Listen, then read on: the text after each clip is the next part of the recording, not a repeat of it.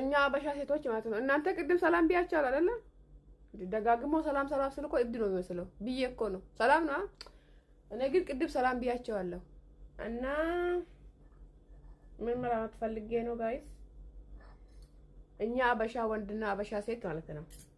ቆንጆ ሴት ወንድም ቆንጆ ሴት እያለ ጊዜው ገፋ ወንድም ሴትም ቆንጆ ባል እያለች ጊዜው ፈጃች የኔ እናት ቆንጆ ባል ማለት ነው ሜቢ ግርግዳ ላይ ለጥፈሽ የሱ ፎቶ የሚገባም የሚወጣም ባልሽ ቆንጆ ነው ካላልሽ በስተቀር ምንም ጥቅም የለውም ወይም ደግሞ ካፍቴሪያ ወይም ሰርግ ሄደሽ ይሄ ባልሽ ነው እንዴ በጣም ነው የሚያምረው ከየት ያገኛሽው ካሉሽ በስተቀር ፋይዳ የለውም ለማለት ፈልጋለሁ ጉርጋዳ ኪሱ ሙሉ ነው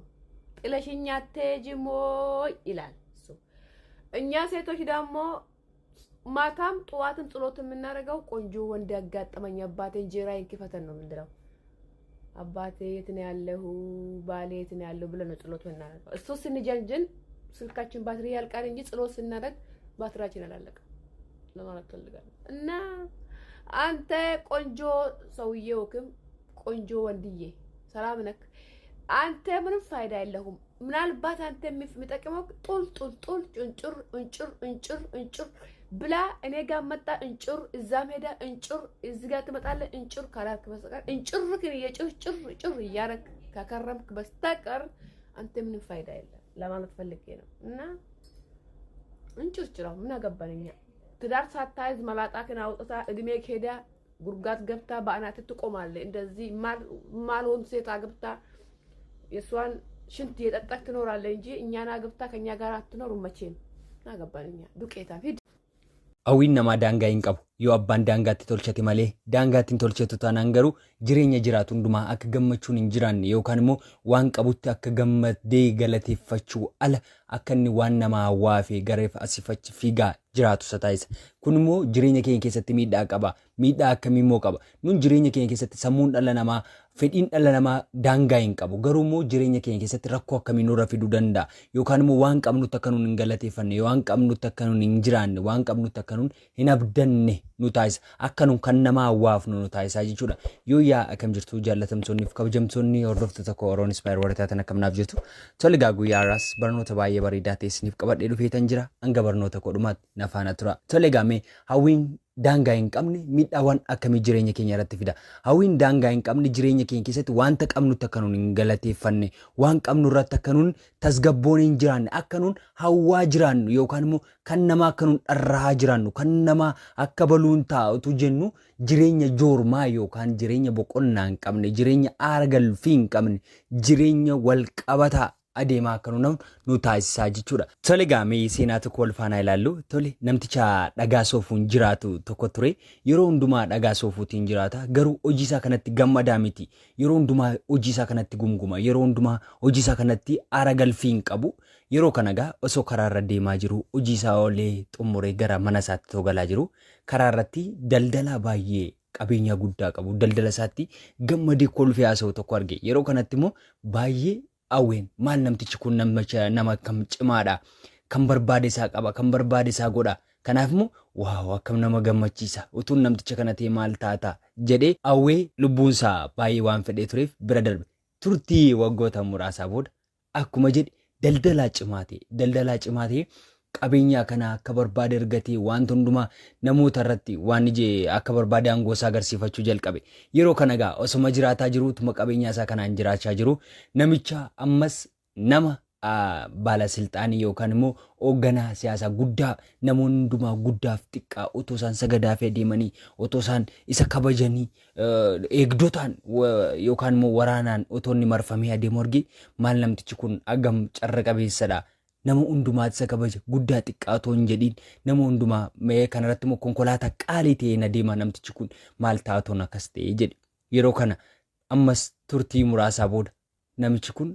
nama beekamaa siyaasaa ta'e yeroo kanatti eegamti guddaa argate baay'ee itti tole hawwiinsaa sun guutaa fi deemee jechuudha yeroo booda ammas otoma jiraachaa jiru maal arge ifa aduu arge maali ifti aduu kanaa maal akkas nama gammachiisa umna guddaa qaba wanti isa dhorku tokko yoo hin jiru addunyaa kanarraa wakanaafuu maal taatuun haduutee achi gadi nama gubee akkam barbaade koo nama abbaan barbaade koo gubeeti jedhee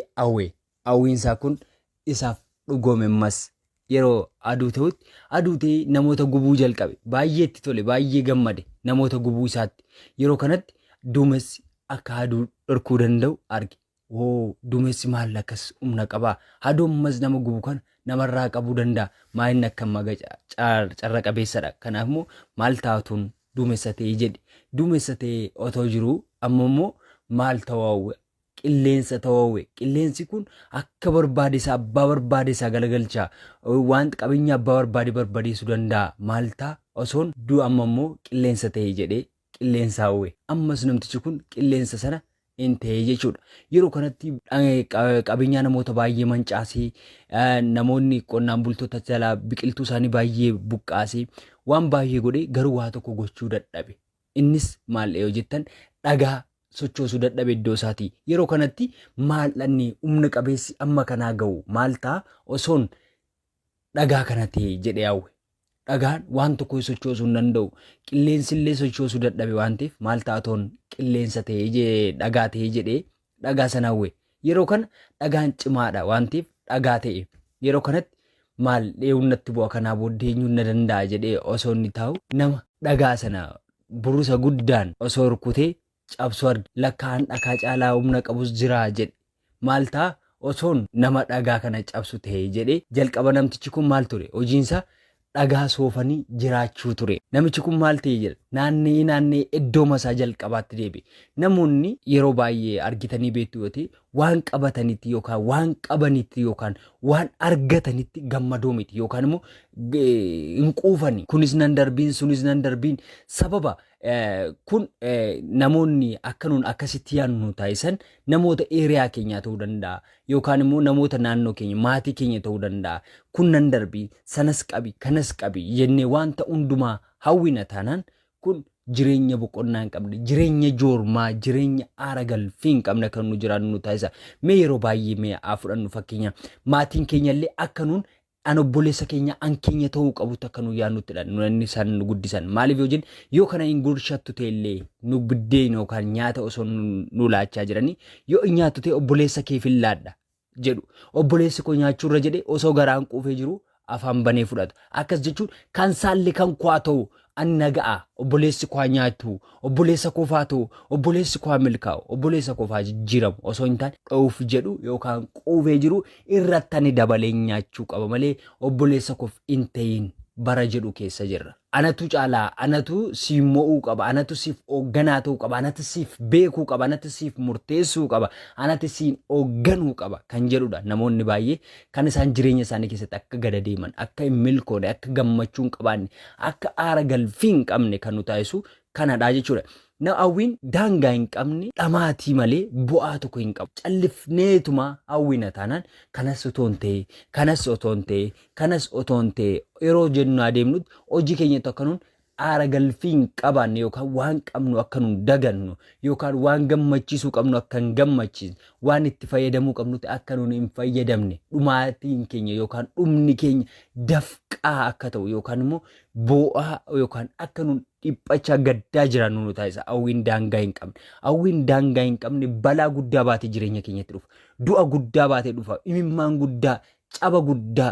dheebuu guddaa nutti baatee dhufa waan ta'eef jechuudha. Waan qabnutti gammadu waan argannetti aara galfachuu waan qabnutti waaqa keenya yoo galateeffanne rabbii keenya yoo galateeffanne yaa rabbi kannaa laatteef galanni kan keeti. Nuni yeroo baay'ee waan qabnu sababa daganneef qofa waan qabnu qofatti sababa quufuu dhabneef kan nama hawwina maal taatuun akka baluutee maal taatuun akka baluutti jiraadhe. Kanaafuu jireenya keenya keessatti wanta hawwinu irratti daangaa tolchuu qabna. Hanga daangaa tolchinetti yookaan hanga daangaa hin gooneefitti jireenya keenya keessatti jireenya miidhaa qabeessa malee jireenya bu'aa qabeessa akka nun hin jiraanne nu taasisa. Akka baluun ta'a jechuun yookaan akka baluu ta'uu hawwuun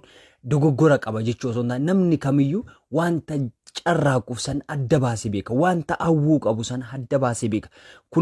Kunis nan darbiin hawwina taanaan hawwiin hojii hin qabne hawwii qofaadha. Hin hawwiinaan jechaa jira osoo hin taane wanta hawwitan yookaan wanta akka argattan barbaaddan kan adda baasuun beekuu qabdu yookaan maal akka jaallachuu qabdu maalirratti akka fookas gochuu qabdu maal akka hawwuu qabdu maal akka siif barbaachisu maal akka siif malu maaliif akka hawwuu qabdu adda baasan gambeennetti wareegama guddaa kaffalta waan ta'eef adda baasii beeki wanta hawwitu adda baastan gambeeknetti kufaati guddaaf of saaxil tole gaa guyyaa irraa barnoota baay'ee bareedaa ta'e akkan wal faana dabarsin abdii guddaan qaba yoo isin toleera ta'e like share subscribe gochuun maatii keenya ta'a